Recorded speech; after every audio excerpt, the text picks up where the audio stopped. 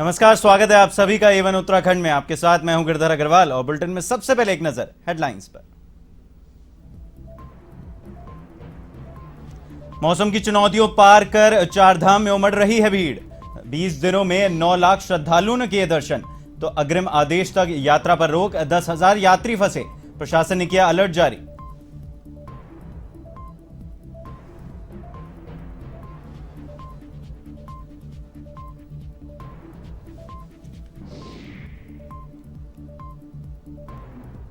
उत्तराखंड राज्यसभा चुनाव की अधिसूचना जारी। 31 मई तक कर सकेंगे नामांकन, तो 10 जून को होगा मतदान।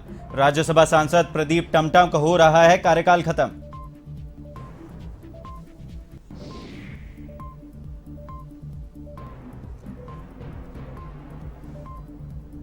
चंपावत चुनाव को लेकर बीजेपी ने झोंकी ताकत। भाजपा प्रत्याशी पुष्कर सिंह धामी ने टनकपुर में रोड शो के जरिए मांगे वोट। सीएम की पत्नी गीता धामी ने टनकपुर में किया जनसंपर्क, पूर्ण विकास किए जाने का किया वादा।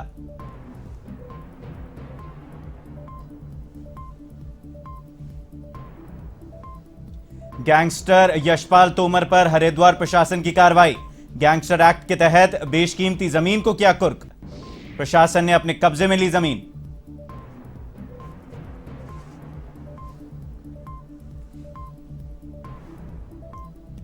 शिवपुरी क्षेत्र में दर्दनाक हादसा। घूमने के लिए आए 9 पर्यटकों में से 3 पर्यटक गंगा में डूबे। एसडीआरएफ टीम ने एक पर्यटक का शव किया बरामद।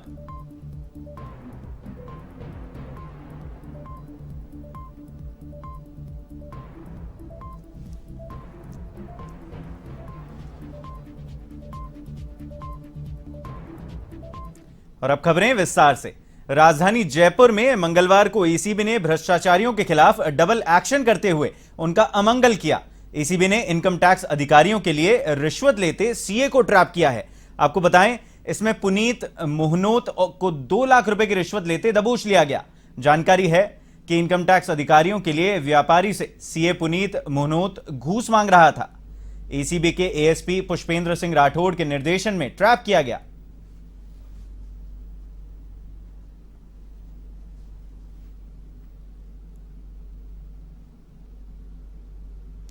इसी खबर पर अधिक जानकारी के लिए हमारे साथ हमारे संवाददाता यादवेंद्र जी। यादवेंद्र, बताएं क्या है पूरा मामला।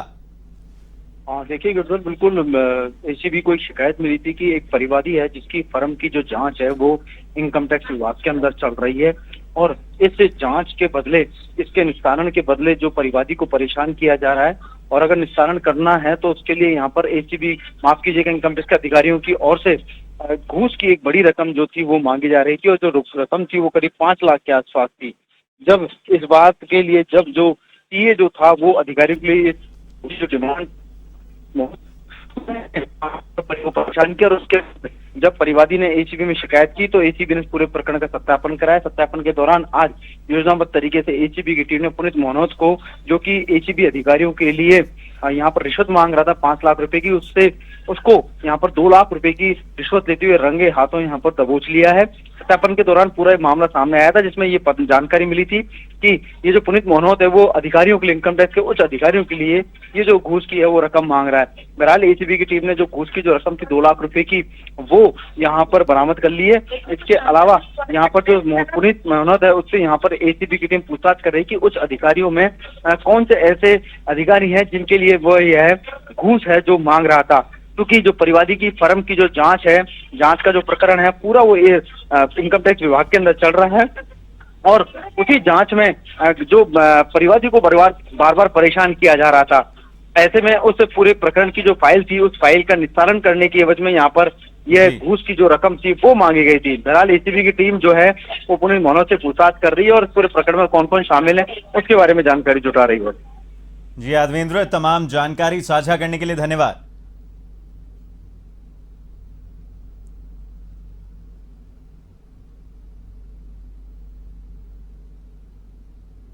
मौसम की चुनौतियों को पार कर चारों धामों में तीर्थ यात्रियों की भीड़ उमड़ रही है। यात्रा शुरू होने से अब तक 9 लाख से अधिक श्रद्धालु दर्शन कर चुके हैं, और केदारनाथ धाम में दर्शन करने वाले श्रद्धालुओं का आंकड़ा 3 लाख के करीब पहुंच गया है। लेकिन फिलहाल रिमझिम बारिश होने पर प्रशासन ने एहतियातन केदारनाथ यात्रा रोक दी है। आपको बता दें कि सोमवार को केदारनाथ यात्रा सिर्फ 1 घंटे ही चली और धाम पहुंचे श्रद्धालु दिन भर आराध्य के दर्शन करते रहे। लेकिन जिला मुख्यालय से गौरीकुंड तक जगह जगह हजारों यात्री रोके गए।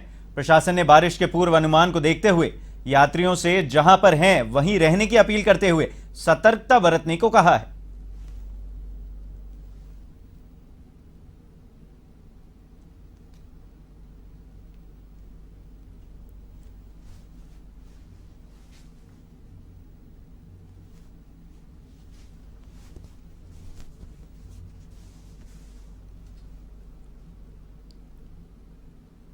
उत्तराखंड के जोशीमठ में हल्की बर्फबारी के बाद तापमान में भारी गिरावट देखने को मिली है। आपको बताएं, जिससे लोगों को ठंड का भी एहसास होने लगा है।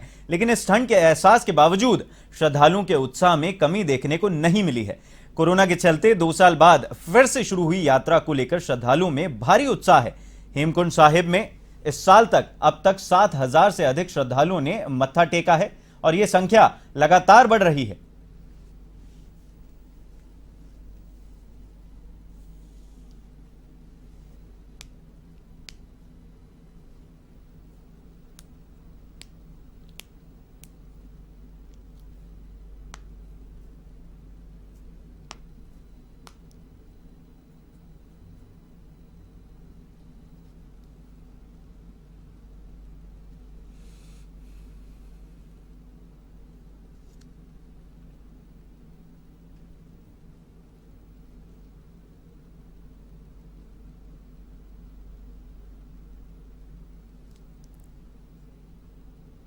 केदारनाथ जाने वाले 50 साल पार के श्रद्धालुओं की स्वास्थ्य जांच अनिवार्य होगी। पर्यटन मंत्री सतपाल महाराज के निर्देश के बाद नई व्यवस्था लागू की गई है, जिसके तहत 50 वर्ष से अधिक उम्र के श्रद्धालुओं को हेल्थ चेकअप में फिट पाए जाने के बाद ही केदारनाथ जाने की अनुमति दी जाएगी। वहीं अभी तक केदारनाथ जाने वाले 1000 श्रद्धालुओं की रोजाना सोनप्रयाग में जांच की जा रही थी। में राज्यसभा चुनाव की अधिसूचना जारी हो गई है। 24 मई से 31 मई तक चुनाव के लिए नामांकन किया जा सकेगा। राज्यसभा सांसद प्रदीप टमटा का कार्यकाल 4 जुलाई को पूरा होगा। इससे प्रदेश में एक राज्यसभा सीट खाली हो जाएगी। इस सीट पर राज्यसभा चुनाव के मतदान के लिए मुख्य निर्वाचन अधिकारी सौजन्या ने अधिसूचना जारी की है। इसके तहत 31 मई तक नामांकन हो सकेंगे और 1 जून को नामांकनों की जांच होगी। साथ ही 3 जून को नाम वापसी होगी। इसके बाद 10 जून को सुबह 9 बजे से शाम 4 बजे तक मतदान होगा और 5 बजे से मतगणना शुरू होगी और 13 जून तक मतदान की प्रक्रिया पूरी कर ली जाएगी।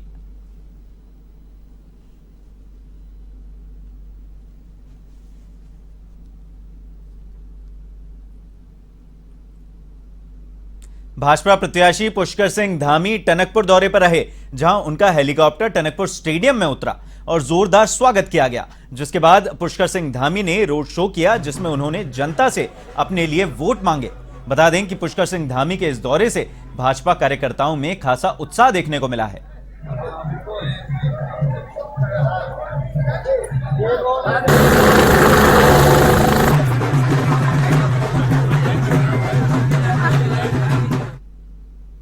चंपावत में हो रहे उपचुनाव को लेकर सभी प्रत्याशियों ने अपनी पूरी ताकत झोंक दी है और मतदाताओं को लुभाने के प्रयास हो रहे हैं। इसी दिशा में मंगलवार को मुख्यमंत्री पुष्कर सिंह धामी की धर्मपत्नी गीता धामी ने टनकपुर में जनसंपर्क और लोगों से समर्थन मांगा। वार्ड नंबर 9 और पूर्णागिरी विहार में जनता को संबोधित करते हुए उन्होंने केंद्र और राज्य सरकार की उपलब्धियां गिनाई और आने वाले समय में चंपावत का भी पूर्ण विकास किए जाने का वादा किया। इससे पहले टनकपुर में होटल मैनेजमेंट इंस्टीट्यूट पहुंचने पर उनका शानदार स्वागत किया गया।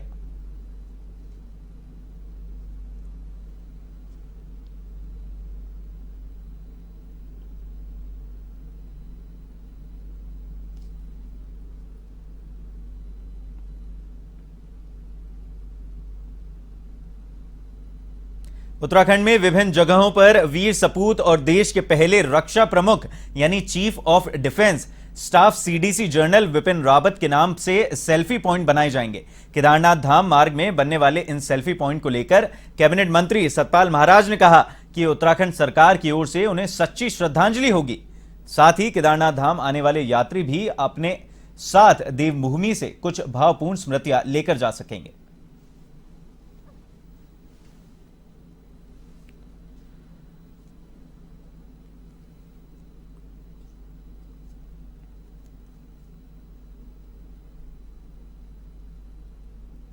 केदारनाथ की यात्रा चरम सीमा पर है। अनेक पर्यटक और धार्मिक यात्री केदारनाथ दर्शनों को जा रहे हैं। स्थान स्थान पर सुशांत सिंह राजपूत की जगह हम हमारे प्रथम chief of the defence staff Bipin Rawat ji के हम चित्र लगाएंगे, ताकि जो पैदल चलने वाले यात्री हैं उनके चित्र के आगे फोटोग्राफ खींच सकें। प्रदेश के वित्त, शहरी विकास और संसदीय कार्य मंत्री प्रेमचंद अग्रवाल ने विधानसभा के सभा कक्ष में समीक्षा बैठक ली। इसमें ऋषिकेश विधानसभा क्षेत्र के अंतर्गत सड़क निर्माण कार्यों की प्रगति से जुड़े कार्यों की समीक्षा की गई।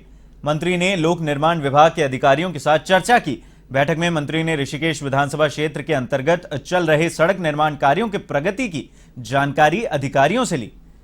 मंत्री ने कहा कि ऋषिकेश विधानसभा क्षेत्र के अंतर्गत सड़कों का निर्माण के लिए पूर्व में स्वीकृत सड़कों की जानकारी ली और उनकी स्वीकृति तत्काल प्राप्त कराए जाने के लिए प्रमुख सचिव लोक निर्माण विभाग को दूरभाष पर निर्देश दिए।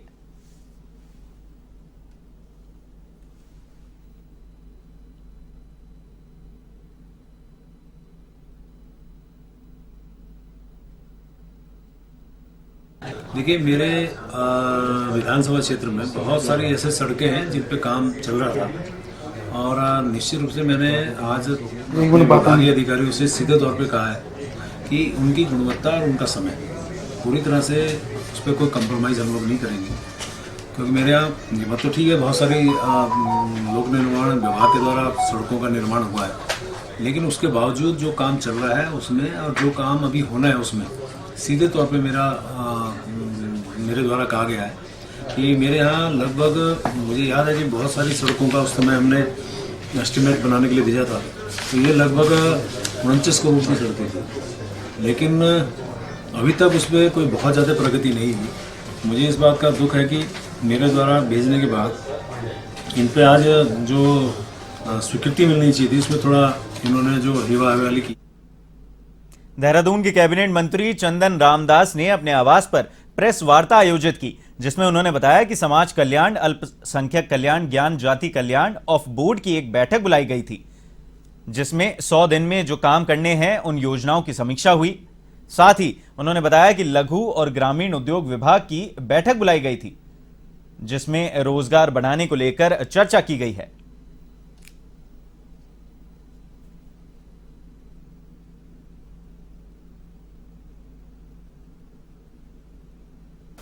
देखिए, उद्योग लगाने के लिए 3 चीज़ें बहुत आवश्यक होती हैं। पहला कच्चा माल, दूसरा कारीगर, तीसरा विपणन की व्यवस्था।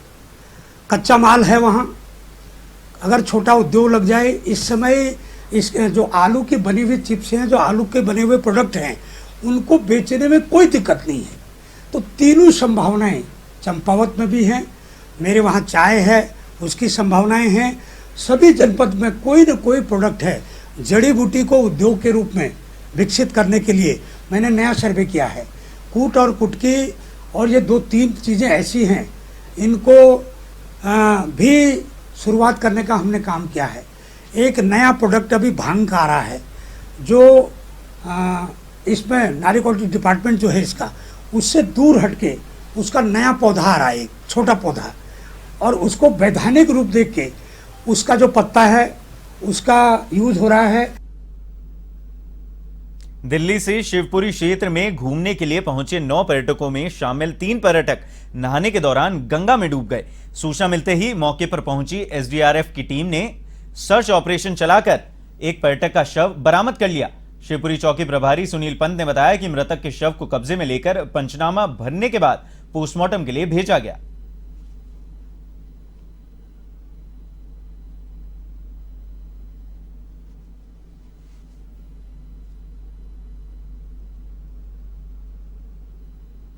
बुलेटिन में फिलहाल के लिए बस इतना ही। देश और दुनिया की तमाम बड़ी खबरों के लिए आप देखते रहिए A1 टीवी। नमस्कार।